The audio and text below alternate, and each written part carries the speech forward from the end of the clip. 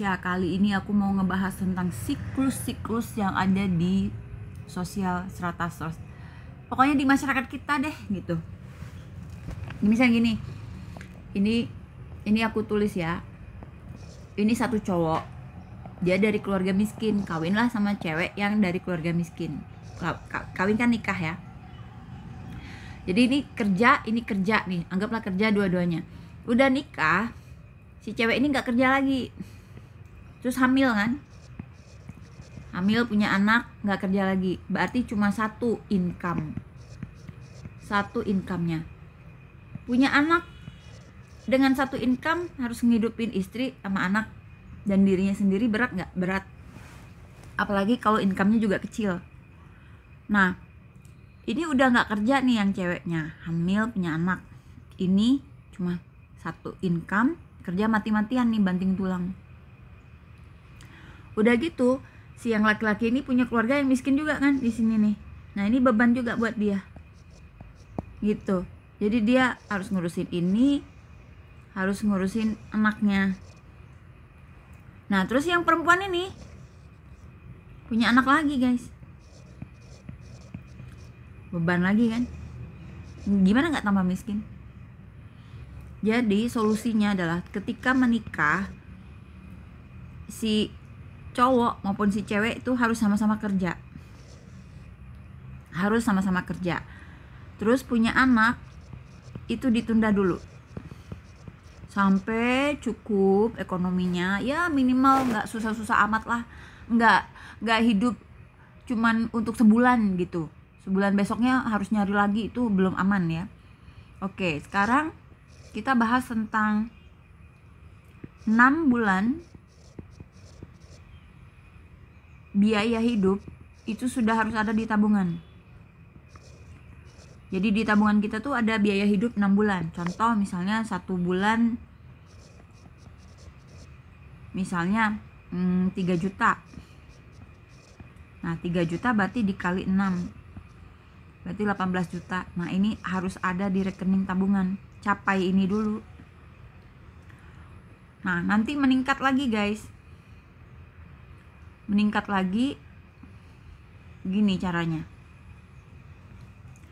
Ini adalah uang yang harus ada di rekening kita. Jadi untuk 6 bulan ke depan uang kita tuh sudah ada buat biaya hidup. Lalu di level kedua kita tingkatin lagi jadi 12 bulan. Berarti 3 kali 12 bulan berarti 36 juta. Nah, artinya untuk biaya hidup selama setahun kita tuh udah aman nih. Nah ya, aman.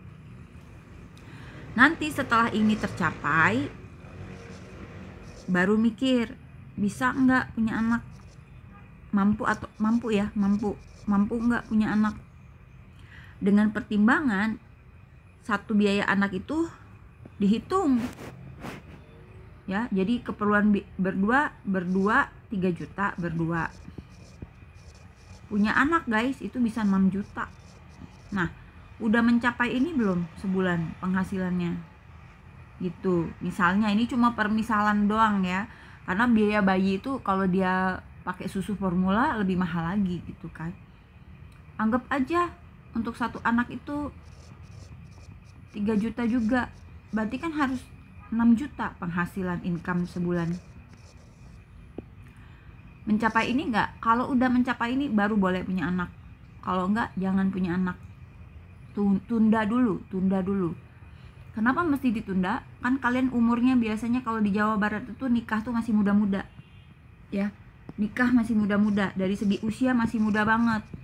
Misalnya 20-an ya, 25 itu masih muda. Tunda aja. Misalnya tunda, kumpulin dulu sampai situasinya bisa kondisinya bisa memadai seperti yang aku jelasin tadi, biaya hidup 6 bulan, kemudian biaya hidup 12 bulan, kemudian baru ukur bisa nggak dengan biaya anak segini ditambahin biaya hidup berdua, income-nya nyampe nggak. Nah, kalau belum nyampe, nabung dulu, tunda punya anak. Kalau kalian nggak bisa menunda punya anak, berabe guys, berabe. Dan Nah, ini selesai ya penjelasannya. Nah, sekarang kalau misalnya kalian nggak menunda, apa yang terjadi? Kawin, punya anak, kemudian punya anak lagi, biaya hidup bertambah 1, 2, 3, 4 orang, kaliin misalnya, anggaplah satu orang itu 1,5 juta, 4 kali 1,5, 6 juta guys. Nah, kalian udah punya duit belum segini 6 juta sebulan? Nggak punya kan? Kalau nggak punya berarti anaknya nggak dikasih susu, nggak dikasih makanan bergizi, bapaknya makin sengsara kerja banting tulang, istrinya kerepotan ngurusin anaknya, ini makin banyak anak. Di Jawa Barat itu biasanya rata-rata kalau orang miskin tuh anaknya lebih dari 4 anak.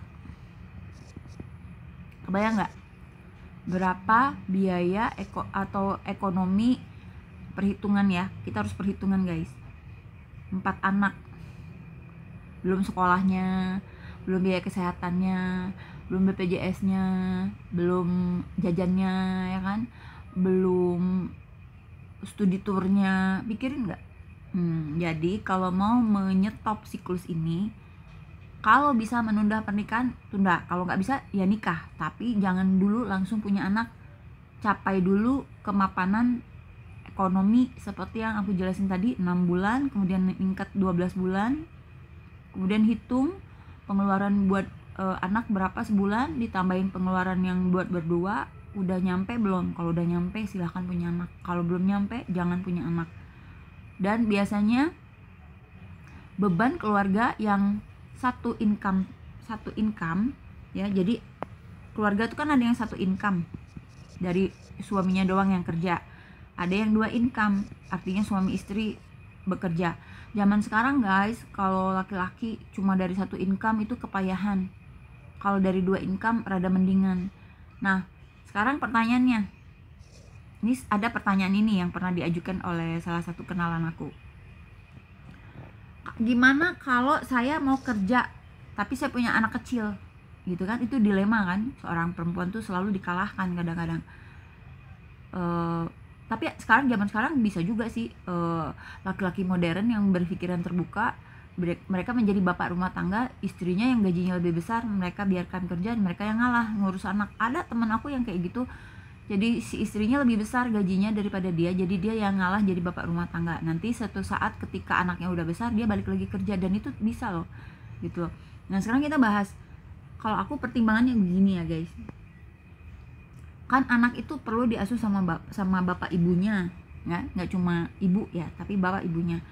Nah, sekarang kalau misalnya kondisi ibunya bekerja terus punya anak kecil, dilema tuh dia antara mau nerusin kerja tapi anaknya terlantar atau gimana. Nah, sekarang perhitungan begini, kita ngomongin gaji.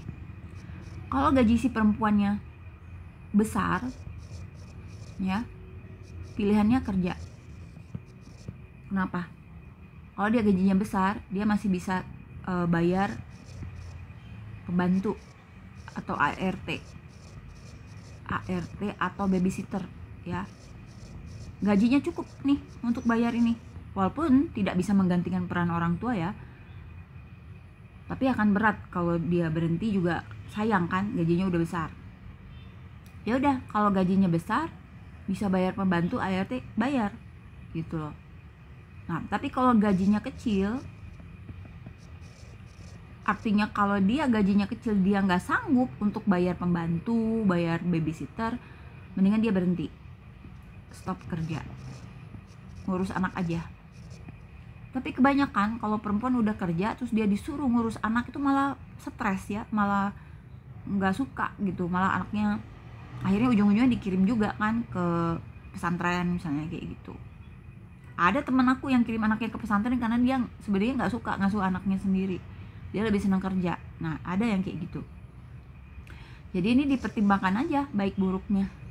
Nah, sekarang salah nggak kalau orang tua bilang pilihlah suami yang bisa memberi nafkah, yang mencukupi kebutuhan kita, supaya apa? Fitrahnya seorang perempuan itu adalah di rumah ya, mengasuh anak, mengurus rumah. Si suami yang cari nafkah, itu idealnya kalau gajinya suaminya gede, itu ideal ya. Jadi kita nggak usah kerja lah, kita ngurus rumah tangga aja. Tapi di masyarakat itu banyak banget keluarga yang tidak ideal, dalam arti suami bekerja, istri bekerja pun kadang masih nggak cukup juga. Jadi sebaiknya dipertimbangkan dulu dengan satu, mengatur jumlah anak dan mengatur kelahiran. Nah ini satu lagi, nggak cuma KB untuk menunda anak atau nggak punya anak ya guys. Jadi KB itu kan ada fungsinya, ada dua. KB itu untuk supaya nggak punya anak, nggak punya anak ya, mencegah kelahiran anak. Bisa juga mengatur jarak kelahiran. Nah kalau kayak tadi, punya anak itu harus sesuai dengan kemampuan kita. Misalnya anaknya cuma bisa satu ya satu aja, kalau punya bisa dua ya dua gitu ya. Saya bilang kalaupun Anda mampu, bisa Anda seorang konglomerat, Anda bisa punya anak banyak, tapi tetap yang namanya punya anak banyak itu berabe.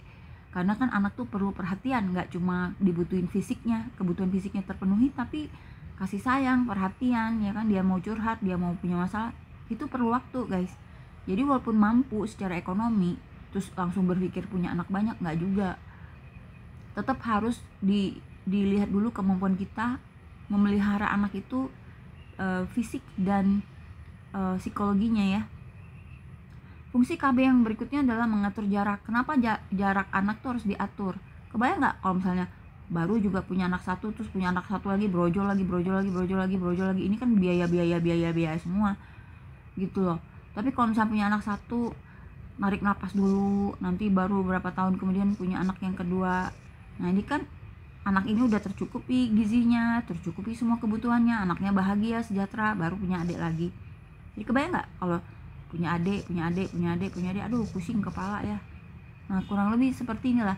Tapi sialnya ya, sayangnya ya, di masyarakat kita yang berekonomi rendah, yang miskin-miskin itu justru anaknya banyak, jaraknya nggak diatur, income-nya juga kecil, terus tambah lagi apa coba? Gejala sosialnya apa coba? Bukan gejala, ini fenomena sosial. Fenomena sosial yang berikutnya adalah, ini yang mengerikan kalau menurut aku ya. Fenomena sosial di Jawa Barat ya, ini pengamatan aku di Jawa Barat ya.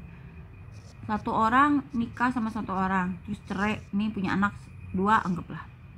Terus yang ini nikah lagi sama ini, punya anak lagi dua. Yang ini nikah lagi sama yang baru, punya anak lagi dua. Apalagi kalau yang ini punya anak lagi, bawaan lagi dari perceraian yang berikutnya 4. Kebayang nggak kalian kayak gimana nih petanya? Jadi normalisasikan, menikah boleh, menikah lagi boleh, tapi normalisasikan tidak harus punya anak setiap kali menikah dan ganti pasangan. Jadi kebayang nggak guys, ada satu cewek nih, dia nikah sama 4 laki-laki, punya anak satu. Itu ada lah di daerah Baksos kita tuh ada. Atau yang seperti ini kejadiannya, cowok ini udah bawa anak 4 ya kan, yang cowok ini misalnya bawa 4, yang ceweknya bawa 2, jadi anaknya 6. Terus bikin anak lagi 2 lagi, jadi berapa? 8 anaknya. Terus aja beranak pinak kacau. Jadi ini menciptakan keluarga yang kacau balau ya, keluarga yang gak bakalan sejahtera karena biaya hidup itu makin mahal guys. Itu kita harus buka mata banget bahwa tekanan ekonomi itu makin kesini tuh makin susah. Barang-barang semua mahal kan. Kita belanja ke pasar aja bawa 100.000 nggak ada artinya gitu ya kan. Jadi kebayang nggak kalau misalnya keluarganya banyak, beras harus ada terus di rumah. Jadi bayangin, misalnya janda kawin sama duda, udah bawa anak 4, udah gitu kawin punya anak lagi 4, jadi anaknya 12. Kebayang nggak? Nah itulah hal-hal yang menurut aku tidak logis. Jadi jangan biasakan kalau tiap kali nikah punya anak. Emang kamu nikah buat bikin anak aja kan? Enggak. Carilah laki atau istri yang bisa bikin lebih baik hidup kita, jangan yang bikin susah gitu loh. Gitu aja guys, ini penjelasan aku secara ala-ala aku aja ya, berdasarkan pengamatan aku di lapangan. Salam dari Baksos Katisha, saya Nunun Jakfar.